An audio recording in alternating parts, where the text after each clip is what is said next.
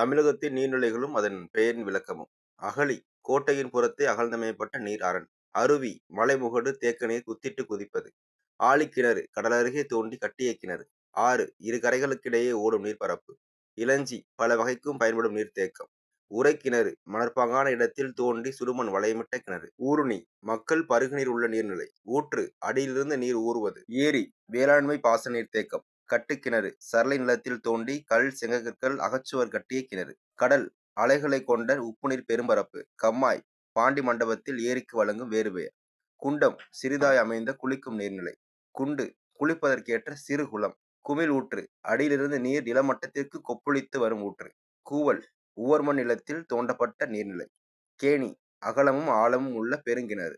புனர்குளம் நீர்வரத்து மடையின்றி மழைநீரையே கொண்டு குளிக்கும் நீர்நிலை. பூட்டை கிணறு கமல நீர் பாய்ச்சும் அமைப்புள்ள கிணறு.